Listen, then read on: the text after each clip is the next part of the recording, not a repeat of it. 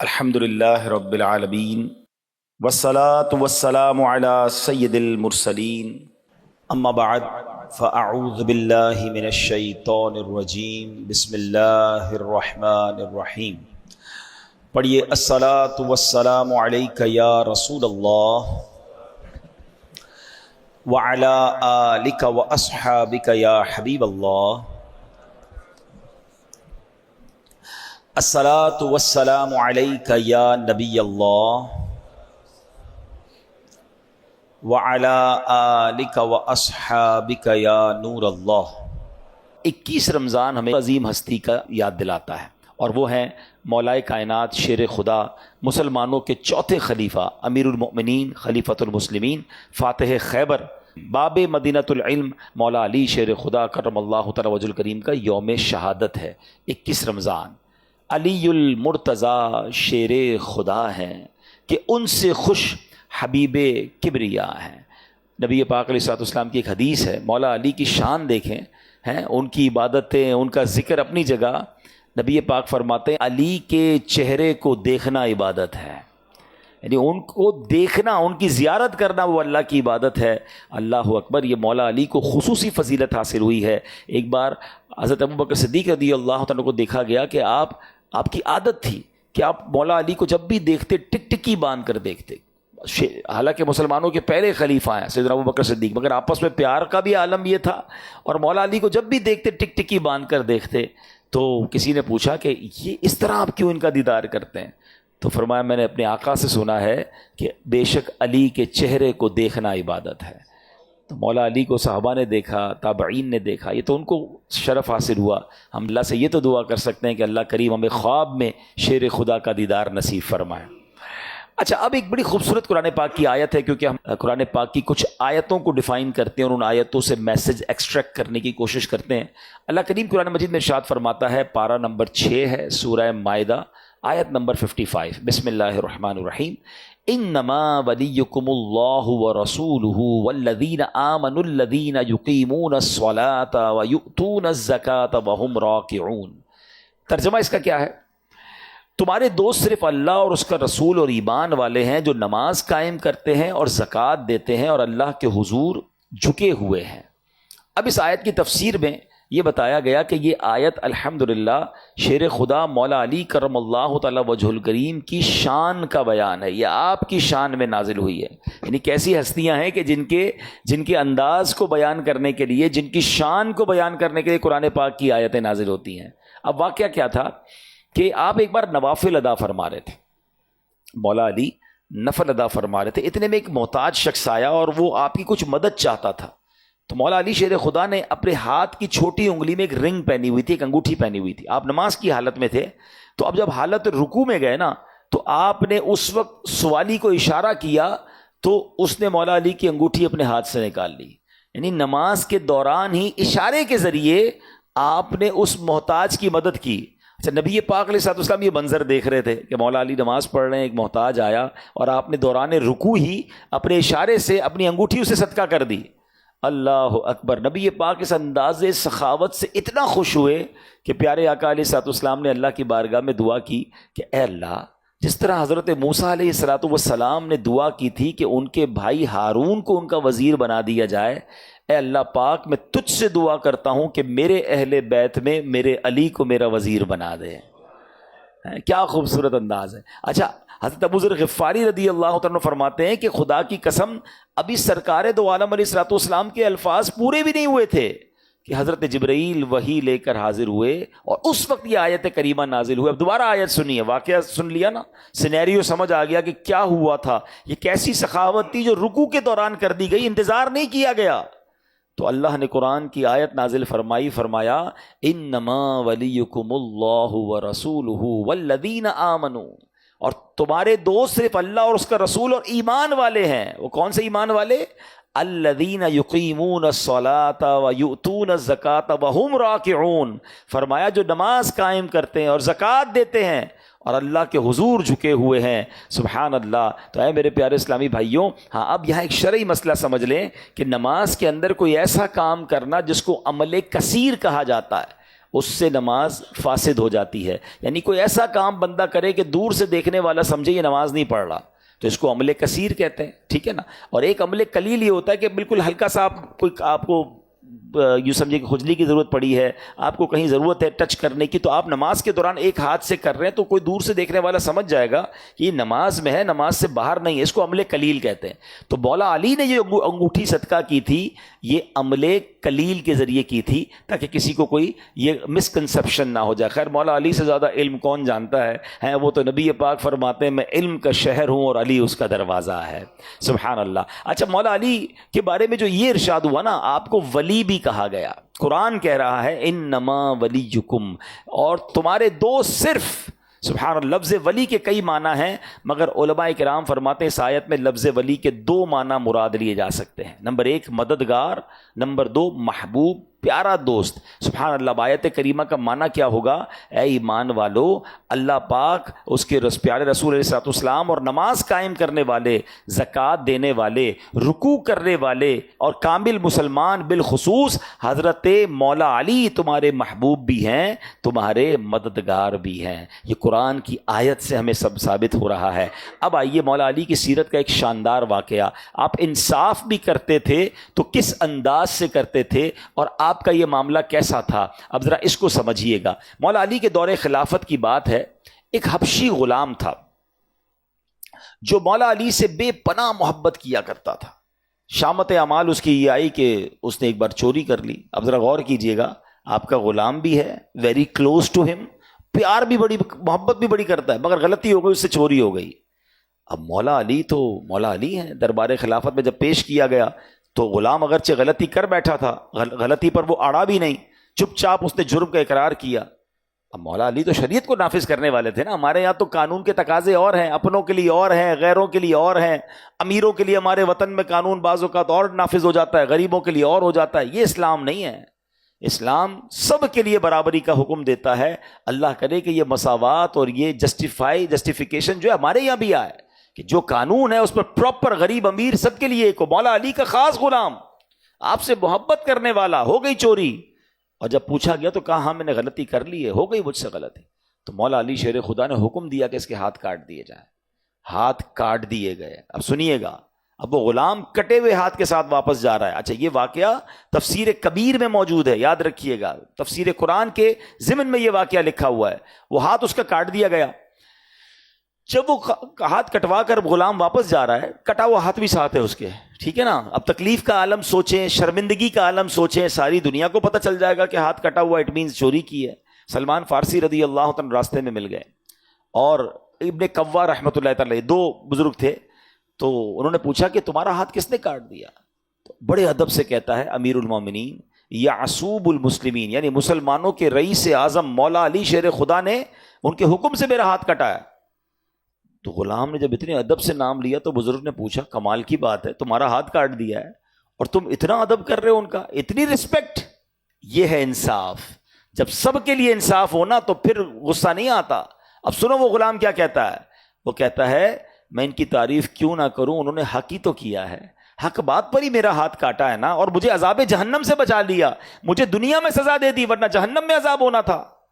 سیدنا سلمان فارسی نے جب یہ باتیں سنی تو سارا ماجرا مولا علی کو جا کر عرض کیا کہ حضور آپ کا غلام تو کمال ہے, آپ نے اس کا ہاتھ کٹوا دیا, وہ باہر جا کر بھی آپ کو دعائیں دے رہا ہے, وہ باہر جا کر بھی آپ کو اتنے زبردست الفاظ میں یاد کر رہا ہے. سبحان اللہ. تو مولا علی شیر خدا نے پھر اس کو بلوایا, اس کا کٹا ہوا ہاتھ بھی ساتھ تھا. اللہ اکبر. آپ اللہ کی عطا سے ولایت کے اس مرتبے پر فائز ہیں. علماء کہتے ہیں آج بھی کسی کو ولایت ملتی ہے تو مولا علی کے در سے ملتی ہے. اب مولا علی نے کیا کیا, اس کٹے ہوئے بازو کو جوڑ دیا, اس کے اوپر اپنا رومال ڈالا, کچھ پڑھنا شروع کیا, اور جب کپڑا ہٹایا تو غلام کا ہاتھ بھی جڑا ہوا ہے, اور ایسا جڑا ہے جیسے کبھی کٹا ہی نہیں ہے.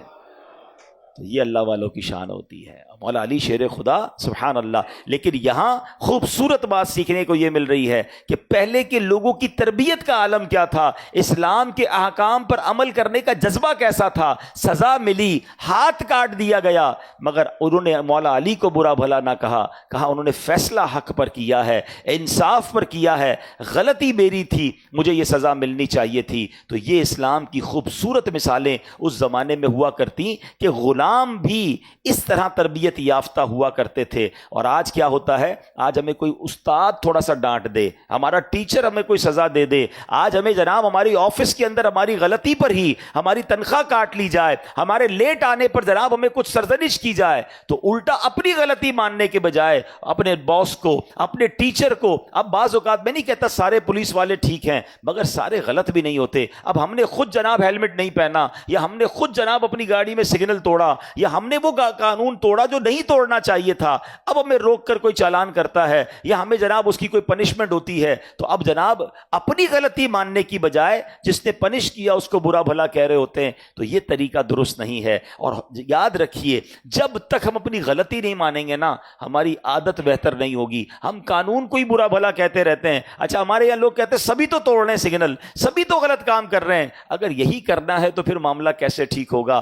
آپ میں سے بہت سارے لوگ انٹرنیشنل ٹریول کرتے ہیں، ارے 1.5-2 گھنٹے کے بعد ملک بدل جاتا ہے، ادھر جائیں تو سارا انداز ہی بدل جاتا ہے. رات 3 بجے بھی لوگ سگنل پر کھڑے ہیں. کیوں کھڑے ہیں؟ کہ کیمرہ دیکھ رہا ہے. ویسے میں آپ کو ایک اور بات بتاؤں کہ جتنا ہم بیرون ملک میں جا کے قانون کی پاسداری کرتے ہیں نا، کہ کوئی دیکھے نہ دیکھے، کیمرہ دیکھ رہا ہے جناب، ہم نے روڈ کراس دیکھ کے کرنا ہے، ہم نے سگنل کو دیکھ کے کراس کرنا ہے، اسپیڈ لمٹ پہ غور کرنا ہے، کیمرے لگے ہوئے ہیں. اس میں ایک آخرت کی یاد بھی ہے. اللہ کرے کہ سمجھ آ جائے. کیمرے کی آنکھ سے بچتے ہیں رات کو جب کوئی نہیں دیکھ رہا، کہ یار کیمرہ دیکھ رہا ہے، یہ تصویر کھینچ لے گا نا تو جناب فائن آ جائے گا. کاش اکیلے میں گناہ کرتے ہوئے بھی خیال آ جائے کہ اللہ دیکھ رہا ہے. ٹھیک ہے، گھر میں کوئی نہیں دیکھ رہا، کمرہ بند ہے، میں جو کر رہا ہوں یہ حرام کام، یہ کوئی نہیں دیکھ رہا، مگر ہر لمحے مجھے رب دیکھ رہا ہے. میرے ساتھ کرامن کاتبین فرشتے ہیں. آج دنیا کی پینلٹی کے لیے لوگ رات کو 3 بجے روڈ پر کھڑے ہوتے ہیں، سگنل پہ کراس نہیں کرتے. بہت سارے ایسے کام ہیں جو دل چاہتا نہیں ہے مگر کر رہے ہوتے ہیں. نہیں بھائی، بہت خطرناک پینلٹی لگ جائے گی. پاکستان کی بات نہیں کر رہا، ہمارے یہاں تو بہت کچھ لوگ غلط کر رہے ہوتے ہیں. لیکن ان تمام لوگوں کو کاش یہ خیال آ جائے کہ جس طرح تم تنہائی میں بھی قانون کی پکڑ کے خیال سے وہ غلط کام نہیں کر رہے ہو، تو سوچو جب میں اکیلے میں گناہ کرتا ہوں تو رب بھی تو دیکھ رہا ہے نا. قانون کو تو کوئی نہ کوئی ڈاج دیا جا سکتا ہے. اللہ کی بارگاہ میں بہانے نہیں چلیں گے، وہاں سب دل کی نیت بھی پتا ہے. ہاں، یہاں تو لوگ ہمیں گناہ کرتے دیکھ لیں تو ہم گھما سکتے ہیں کہ بھائی میں کچھ اور کر رہا تھا، آپ کی غلط فہمی تھی، میری نیت کچھ اور تھی.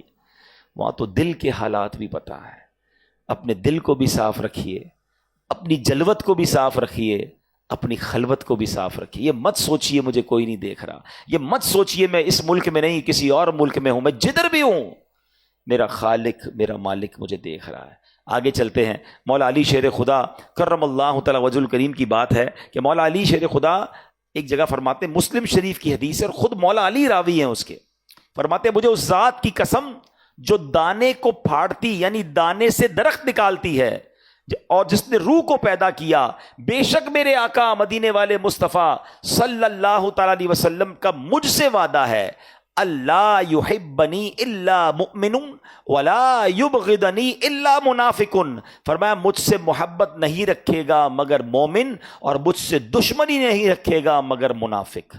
تو پتہ چلا کہ محبت، مولا علی شیر خدا کرم اللہ تعالی وجہ الکریم سے محبت یہ ایمان کی نشانی ہے، اور معاذ اللہ مولا علی کرم اللہ تعالی وجہ الکریم سے بغض یہ منافقت کی نشانی ہے. صحابی رسول فرماتے ہیں حضرت جابر رضی اللہ تعالیٰ عنہ کہ صحابہ کرام کے ہاں تو یہ طریقہ تھا کہ کسی کے ایمان یا منافقت کو چیک کرنا ہوتا تھا نا تو بغض علی جانتے تھے. جس کو دیکھتے کہ حضرت مولا علی سے بغض رکھتا ہے جان لیتے کہ یہ منافق ہے.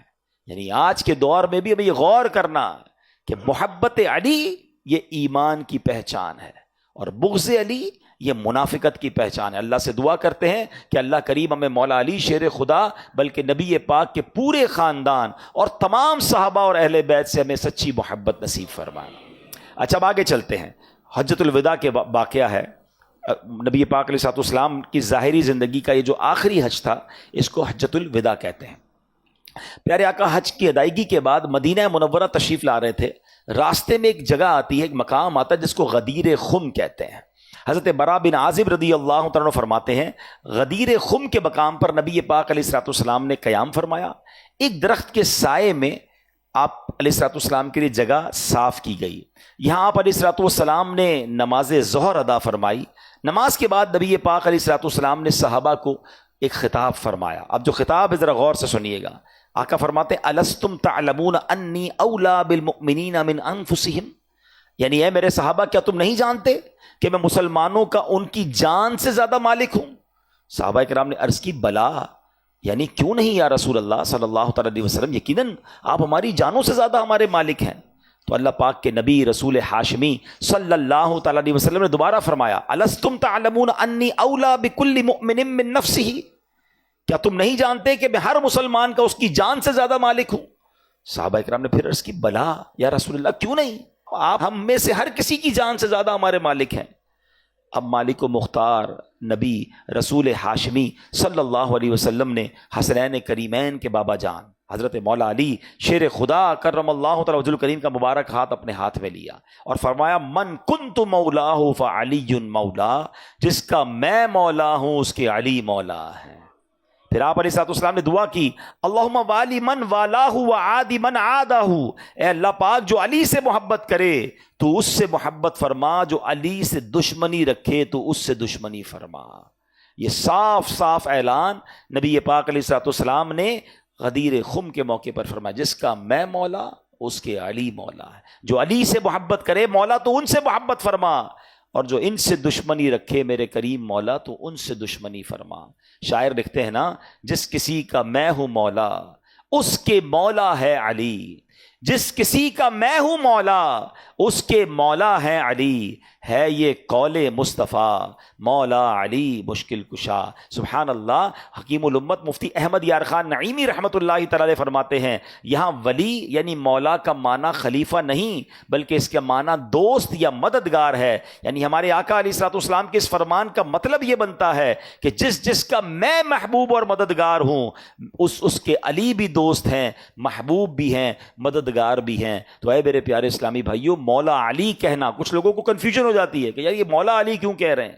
تو مولا علی یہ نبی ہے، یہاں بمانا دوست ہے یا بمانا ولی ہے یا بمانا مددگار ہے، تو یہ سبحان اللہ یہ وہ والا مولا نہیں جو اللہ کو مولا کہہ رہے ہوتے ہیں، ورنہ تو آج بھی ہم لوگوں کو کہتے ہیں نا مولانا صاحب کیا حال ہے، تو آپ نے مولانا تو ایک عام عالم دین کو بھی کہا، تو یہاں یہ مطلب نہیں ہوتا، تو کنفیوز نہیں ہونا چاہیے۔ مولا علی کو جو کہا جاتا ہے مولا علی یہ شیر خدا، یہ حدیث پاک سے ثابت ہے، اور نبی پاک نے فرمایا جس کا میں مولا ہوں اس کے علی مولا ہیں۔ اللہ کریم ہم سب کے دلوں میں مولا علی کی، اہل بیت اطہار کی محبت میں مزید اضافہ فرمائے۔ مولا علی شیر خدا کرم اللہ تعالی وجہ الکریم کی نماز سے محبت کا عالم کیسا تھا اور آپ کس طرح عبادت کیا کرتے تھے۔ ایک مرتبہ مولا علی کی پنڈلی میں تیر لگ گیا، آپ بہت زبردست بہادر تھے، لڑائی جنگ میں شرکت کرتے تھے، غزوے میں شرکت کرتے تھے، تو آپ کی پنڈلی سے تیر نکالا نہیں جا سکتا تھا، تو آپ کے صاحبزادے امام حسن مجتبیٰ نے کہا کہ آپ ایسا کریں کہ اس زمانے میں تو بے ہوشی والا معاملہ تو تھا نہیں، سن کرنے والا یہ بڑی نعمت ہے اللہ کی، یعنی زخم لگ جائے آپریشن ہو جاتا ہے بندے کو پتہ ہی نہیں چلتا، اس زمانے میں تو وداؤٹ آپ سوچیں کہ کسی جگہ کو سن کیے بغیر اگر تیر نکالنا ہے یا جناب کوئی آپریشن کرنا ہے تو کتنا تکلیف کا باعث ہوگا۔ تو آپ کے صاحبزادے نواسہ رسول امام حسن مجتبیٰ رضی اللہ تعالیٰ عنہ فرماتے ہیں کہ ایسا کریں کہ جب نماز پڑھ رہے ہو نا مولا علی تو یہ اللہ کی یاد میں بالکل محو ہو جاتے ہیں، آپ کا جسم نرم ہو جائے گا، اللہ کی یاد میں جب ہوتے ہیں نا آپ کا جسم نرم و ملائم ہو جائے گا، وہ اس وقت تیر نکال لیا جائے۔ اور ایسا ہی ہوا، مولا علی نے جب نماز شروع کی نا تو جو طبیب تھے ڈاکٹرز تھے وہ قریب آئے اور نماز کی حالت میں وہ تیر نکالا، وہ تیر جو نکلتا ہی نہیں تھا، مولا علی کو پتہ بھی نہیں چلا، آپ نے پوری نماز ادا کی، ایسی اللہ کی یاد میں گم ہو کر نماز پڑھتے تھے۔ جب نماز پڑھ کے فارغ ہوئے تو لوگوں نے کہا کہ حضور اب اپنی نماز دہرا لیجئے، آپ کی پنڈلی سے خون نکل رہا ہے۔ آپ نے حیرانی سے کہا یہ کب ہوا؟ مجھے تو پتہ ہی نہیں چلا کہ تم نے نماز کے دوران وہ تیر بھی نکال لیا ہے۔ اللہ والے ایسے نماز پڑھتے تھے۔ آج ہماری نمازوں کا عالم کیا، ہم نماز پڑھیں تو ہمیں تو یہ پتہ ہی نہیں ہوتا۔ کبھی ٹیسٹ کیا کریں اپنا، امام صاحب سلام پھیرے نا، شاید آج ہو سکتا ہے میں کہہ رہا ہوں تو اب یاد کر لیں گے، ورنہ جب بھی نماز سے فارغ ہوں اپنے آپ سے ایک سوال کریں کہ آج امام صاحب نے نماز میں پڑھا سورت کون سی پڑھی تھی، تو سلام پھیرتے ہی یاد نہیں ہوتا، بعد کی تو بعد کی بات ہے۔ یہ ہمارا حال ہے، ہمارا دماغ کہیں اور ہوتا ہے۔ اللہ مولا علی شیر خدا کے صدقے ہمیں توجہ کے ساتھ خشوع و خضوع کے ساتھ نماز پڑھنے کی توفیق عطا فرمائے۔ نماز میں خشوع و خضوع کے چند ٹپس بھی دے دیتا ہوں۔ کچھ لوگ کہتے ہیں یار نماز میں دل نہیں لگتا، خیال کہیں اور آتا ہے، دھیان کچھ جو چیزیں بھول جاتے ہیں ساری نماز میں یاد آ رہی ہوتی ہیں، کیونکہ نماز میں ہی دماغ کو کچھ سوچنے کا موقع ملتا ہے۔ تو نماز میں رہنا ہے نا۔ تو علماء فرماتے ہیں کہ پہلا تو یہ کریں کہ نماز میں توجہ ہٹانے والی جتنی چیزیں ہونا وہ سب ہٹا دینی چاہیے۔ مثلاً نقش و نگار والی کوئی دیوار ہو نا، اس کے سامنے نماز نہیں پڑھنا چاہیے، ورنہ بندہ اس کے نقش و نگار میں گم ہو جاتا ہے۔ موبائل فون یا تو بند کر دیا کریں یا سائلنٹ کر دیا کریں۔ کچھ لوگ وائبریٹ رکھتے ہیں، وہ نماز میں بھی یاد دلا رہا ہوتا ہے کچھ آ رہا ہے، جب ہلتا رہے گا تو آپ کو لگے گا کچھ آ رہا ہے، پھر دھیان اس طرف ہے۔ یا تو دور کر دیں اپنے آپ سے، یا سائلنٹ کر دیں یا آف کر دیں۔ پھر گرمی لگ رہی ہے تو پنکھا وغیرہ چلا لیں، اللہ نے نوازا ہے اور آپ اے سی کی ضرورت محسوس کرتے ہیں تو اے سی چلا لیں۔ اپنے آپ کو ریلیکس موڈ میں رکھیں کہ اب مجھے نماز میں گرمی نہ لگے۔ اسی طرح فرمائے کہ سردی ہو تو گرم چادر وغیرہ اوڑھ لیں، یا گھر میں ہیٹر وغیرہ ہو تو وہ لگا لیں۔ کھایا پیا نہیں ہے ابھی تو روزہ، اس کے علاوہ نماز میں اگر آپ کو بہت پیاس لگ رہی ہے، واش روم جانے کی حاجت ہے تو فری ہو جائیں، پانی پی لیں، کھانا کھا لیں۔ آپ کو واش روم جانا ہے، فری ہو جائیں تاکہ نماز میں آپ کو کوئی چیز ڈی فوکس نہ کرے، آپ کا فوکس نماز میں رہے۔ ایک اور طریقہ نماز میں دل لگانے کا یہ ہے کہ آپ نماز کے معنی کو سمجھ لیں۔ میں مشورہ دیا کرتا ہوں، دوبارہ عرض کر دیتا ہوں کہ آخری پارہ جو ہے نا، 30واں پارہ، کم از کم اس کو ترجمے اور تفسیر کے ساتھ 2-3 بار پڑھ لیں۔ سورہ فاتحہ کا ترجمہ اور تفسیر پڑھ لیں، اور چند مشہور مزید صورتوں کو ایڈ آن کر لیں تو اور اچھا ہے۔ سورہ رحمان ہے، سورہ ملک ہے، سورہ یاسین ہے۔ اس کا فائدہ یہ ہوگا کہ نارملی امام صاحبان بھی اور ہم خود بھی نماز میں انہی صورتوں میں سے کسی آیتوں کی یا صورتوں کی تلاوت کر رہے ہوتے ہیں، تو جب معنی ذہن میں ہوگا کہ امام صاحب کیا پڑھ رہے ہیں تو آپ پھر نماز میں شامل رہیں گے اور انشاءاللہ نماز میں دل لگا رہے گا۔ اللہ ہمیں خشوع و خضوع کے ساتھ نماز پڑھنے کی توفیق عطا فرمائے۔ مولا علی شیر خدا کیسے سخی تھے کہ ایک مرتبہ مولا علی کے پاس 4 درہم تھے، آپ نے 4 درہم اللہ کی راہ میں صدقہ کیے۔ اس کا انداز یوں اپنایا کہ 1 درہم دن کے وقت میں صدقہ کیا، 1 رات کے وقت میں کیا، 1 درہم چھپا کے صدقہ کیا، 1 درہم لوگوں کے سامنے صدقہ کیا۔ یعنی صدقہ کرنے کے جتنے انداز بن سکتے تھے نا، آپ نے وہ سارے انداز اپنائے۔ اللہ کریم کو مولا علی شیر خدا کی ادا اتنی پسند آئی کہ قرآن پاک کی ایک اور آیت نازل ہو گئی۔ یہ کیسی ہستیاں تھیں کہ جن کے اعمال پر قرآن نازل ہوتا تھا۔ یعنی آپ قرآن کی آیت نازل ہونے کا مطلب سمجھتے ہیں؟ قیامت تک قرآن نے پڑھا جانا ہے، کروڑوں لوگوں، اربوں لوگوں نے پڑھنا ہے۔ جو یہ آیت پڑھے گا وہ گویا مولا علی کی سخاوت کا بیان کر رہا ہے، ان کا ذکر ہوتا رہے گا نمازوں میں، خطبوں میں، تلاوتوں میں، تراویحوں میں۔ جس کی شان اور جس کے بارے میں قرآن میں ذکر ہو گیا، اللہ اکبر، ان کے مرتبوں کا عالم کیا ہوگا۔ قرآن میں کیا فرمایا؟ الذین ينفقون اموالهم باللیل والنہار سرا وعلانیۃ فلہم اجرہم عند ربہم ولا خوف علیہم ولا هم یحزنون۔